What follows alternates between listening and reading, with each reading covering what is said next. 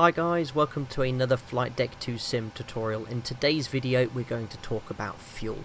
More specifically, how much fuel you need to put in your virtual tanks to complete your flight safely on a typical sector from A to B.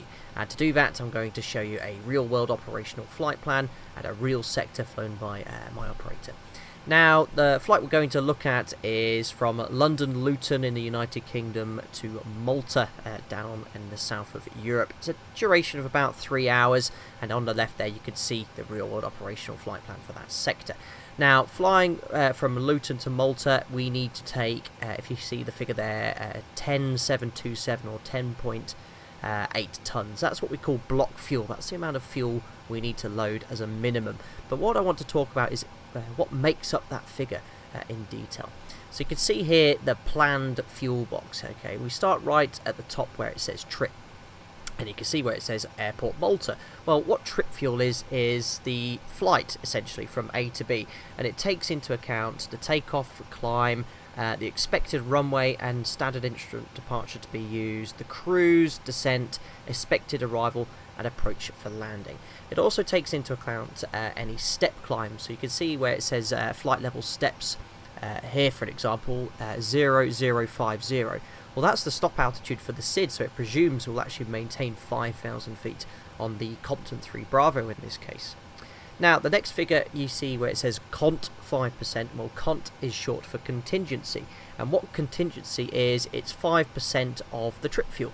And that allows for any unplanned deviation from the flight plan, most commonly due to weather, maybe by ATC due to traffic congestion. Next we have ALTN, that's short for alternate. And you can see our alternate is the airport CTA. Well, that's Catania, and we need 1,491 kilos, which equates to about 33 minutes flight time to get there. And the alternate fuel allows for a full missed approach at your destination from the minimums, the full routing to the alternate, and approach and landing. Next we have FinRes, that's short for final reserve. That's the absolute last amount of fuel to use if we have a non-normal situation, and that's enough fuel to fly for 30 minutes at 1,500 feet above the aerodrome level at holding speed. We never plan to use this fuel, it's always there as a backup, okay.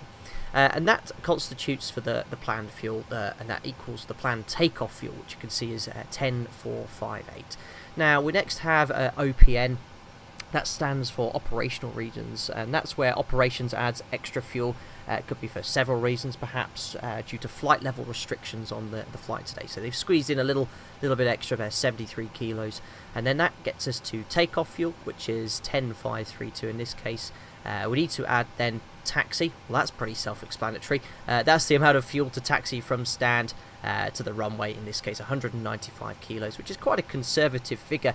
It also allows for the APU usage, and that gives us our block fuel, which is 10,727. Now typically the flight crew would then round that up to the nearest 100 plus 100 kilos, so if there was no reason to take any extra fuel, this crew would take 10.9 tons, which if you have a look at the fuel tanks down here, it's exactly what I've loaded up today. You can see on the gauges, there you go, you've got 10.9 tons. Now, that's the minimum required. The captain only has the final discretion on how much fuel he would like to take, and he could take fuel, any extra fuel, for any reason he seems necessary. The most common reason, as you can imagine, would be weather. Perhaps he could expect holding at the destination. We might be advised of by operations if there's holding, so we can put any extra fuel on board. And the figure we use is 2.4 tons an hour as a conservative figure. That means if we want to take an additional amount of fuel, we always base it on time. So if we were thinking we're going to deviate around weather, we take, let's say, an extra 15 minutes of fuel.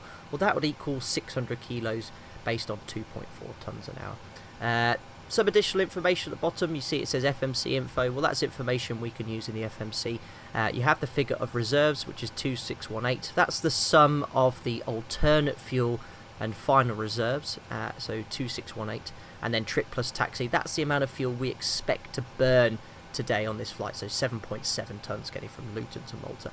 And if you have a look at the last page of the operational flight plan, you can see here at the last waypoint, or Malta in this case, you can see that we're landing with 3,065 kilos. We should land with about 3.1 tons.